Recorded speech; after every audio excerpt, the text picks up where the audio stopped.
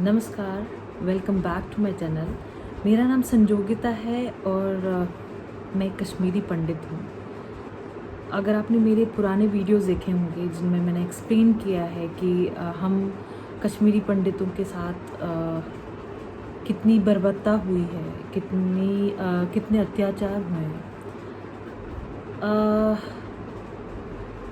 I guess अब India ही नहीं पूरे वर्ल्ड में इतना पता चल चुका होगा लोगों को कि कश्मीरी पंडित भी एक कम्युनिटी थी जो कश्मीर में रहा करती थी, जिनके साथ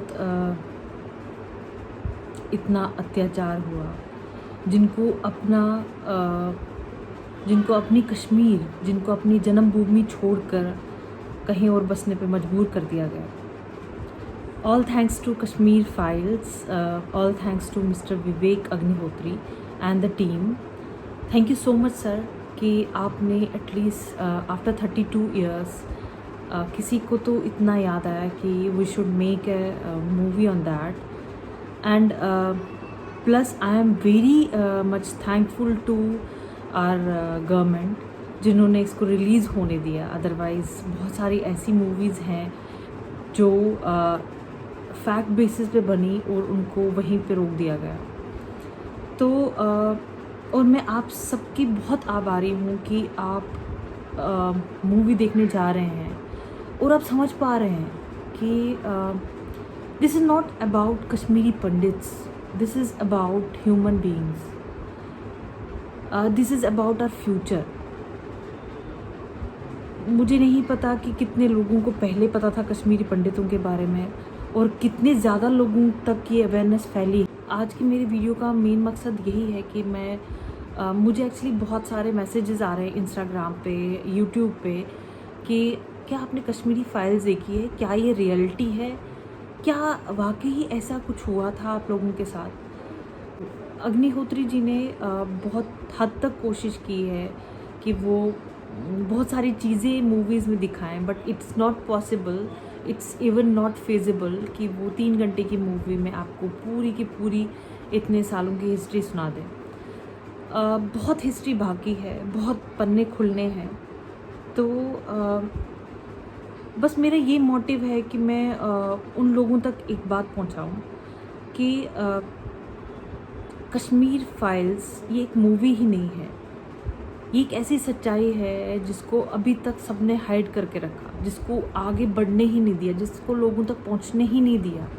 इवन मैं या मेरे जैसे बहुत सारे ऐसे कश्मीरी पंडित्स हैं जो यूट्यूब के थ्रू बहुत सारी चीज़ें बताने की कोशिश करते हैं, लेकिन अननोइंगली वो चीज़ें नहीं पहुंच पाती हैं। तो अब कश्मीरी फाइल्स ने एक हवा चला दी है जिसकी वजह से मेजॉरिटी लोगों को पता चल रहा है कि कश्मीरी पंडित भी एक कम्युनिटी थी। तो मेरी सिर्फ आप लोगों से इतनी गुजारिश है कि एक इंसान बनने की कोशिश कीजिए। जो हमारे साथ हुआ वो कल किसी और कम्युनिटी के साथ हो सकता है या किसी और रिलीजन के साथ हो सकता है। तो इंसान बनना बहुत ज़रूरी है। माना कि कश्मीरी पंडितों के साथ जब वो चीज़ हो रही थी तब लोग अवेयर नहीं थे, लेकिन बंगाल में जो चीज़ हो रही है वो हम सब अवेयर हैं, लेकिन हम में से कोई कुछ कर नहीं पा रहा।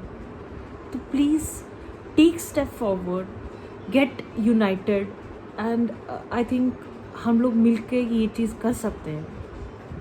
Not going to blame anyone, not even a religion, but yes जो उस टाइम पे हुआ